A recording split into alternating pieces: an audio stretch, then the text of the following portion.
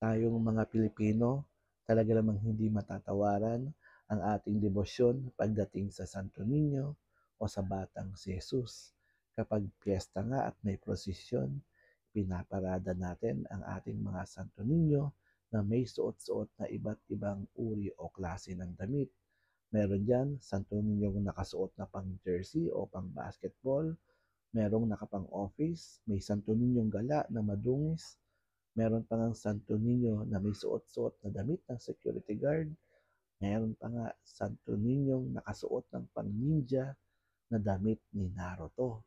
Pero mga kapwa ko Katoliko, alam niyo po ba na sa ating simbahang Katolika ay meron lamang 4 na aprobadong imahe ng Santo Niño na inaprubahan mismo ng Santo Papa at tumanggap ng pinakamataas na uri ng paggalang.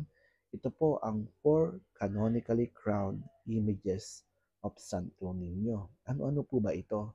Una, ang Santo Bambino of Araceli, Santo Bambino of Arenzano, Infant Jesus of Prague, at our very own Santo Niño de Cebu.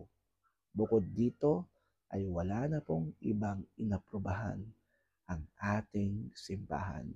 Bakit ba ginagawa ito ng ating simbahan? Kinakailangan ang bawat imahe ay pasado sa ating canon law o alintuntunin ng ating simbahan para maiwasan na rin ang misrepresentation ng bawat imaheng kanyang nire-representa, para na rin maging tama ang imahe dahil ito ay batay sa ating mga paggalang o veneration na gagawin, at para maiwasan na rin ang tinatawag na idolatry. Mga kapwa ko Katoliko, madalas nakakatuwa nga ang iba't ibang bihis ng ating mga Santo Niño. Pero kung hindi naman po ito aprobado ng ating simbahan, kung maaari lang, sana po ibalik natin yung original na bihis nito.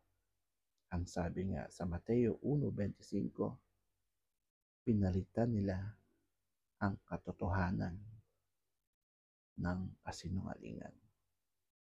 Hanggang sa muli, Brother Paul po. God bless.